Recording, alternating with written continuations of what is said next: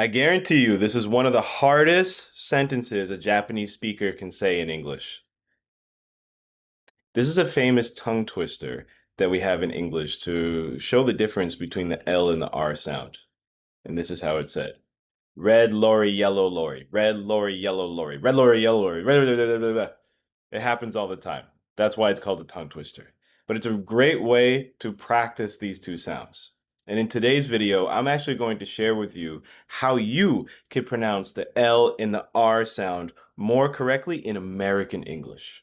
And these two sounds are very difficult for Japanese to pronounce because in Japanese, it's kind of a blend when they say these sounds, especially with these sounds from Japanese. La, li, lu, le, lo. It's in between. There's a tongue movement in there that is very similar to both the L and the R in English, but it really makes problems for a Japanese when they speak in English. And if you don't know how to position your mouth and your tongue correctly, then you're going to be saying them the wrong way. Additionally, in English, especially American English, we move our mouths a lot. We drop our jaw, we move our mouth backwards, our lips backwards like this, and move our tongue a lot more than in Japanese. We have 44 different sounds, 41 in American English. So there's so many different sounds that we have. And the American back R sound is one of the rarest sounds in any language around the world. Many languages, even British English, don't use this sound. So this is something that is affecting people's pronunciation because they simply don't have it in their language. Another factor is that there are two R sounds in American English, but there are also two L sounds in English in general.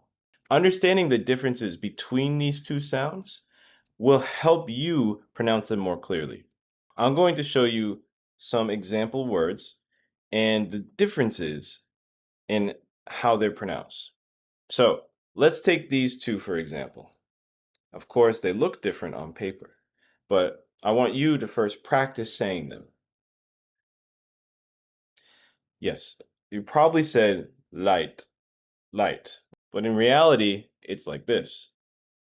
Light, right. What did you notice there in my mouth? The two words are very different based on my mouth position. Now, let's take another one. How would you say these words? You probably said boru or ba, when in reality, in American English, it's pronounced like this: ball and bar. Did you hear the difference there? See, not so obvious with my lips, but more so with my tongue and what's happening inside. So I'm going to share with you how you can pronounce the L, both L sounds and both R sounds in American English correctly. So let's start with the L sound.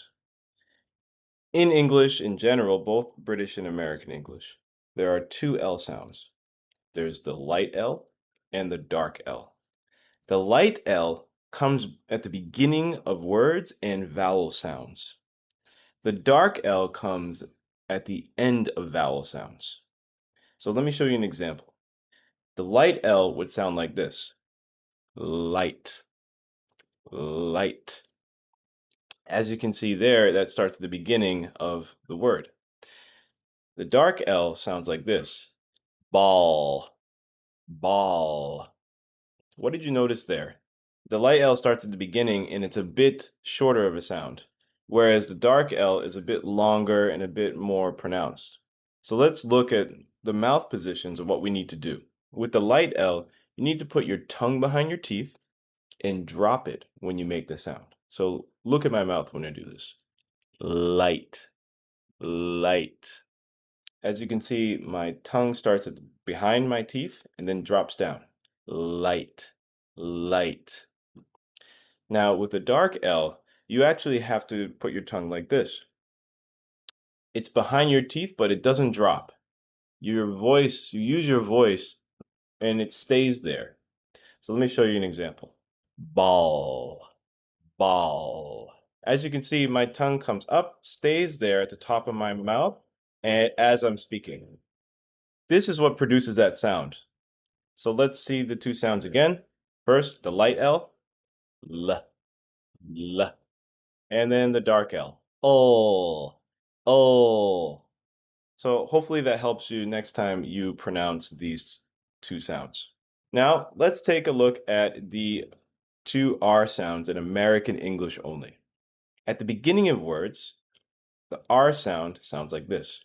R, r, r. At the end of vowel sounds and at the end of words, the American R sounds like this. Er.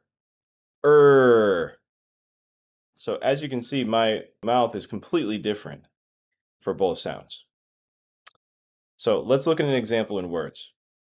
First word, right, right. My lips are making a circular motion and then I'm exploding with that sound after. Right, right. Now let's take a look at another word. Bar, bar. You can't really see what's going on with my tongue in the back, but here's this diagram here.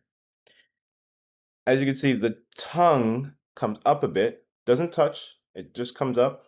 And then the sides of the tongue also come up. And then you're using your voice box to go through that sound. Bar, bar. It's a very tricky sound. It's extremely hard to do for people who have not grown up with it. But if you know how to position your tongue for that sound, then you can have more chances to practice.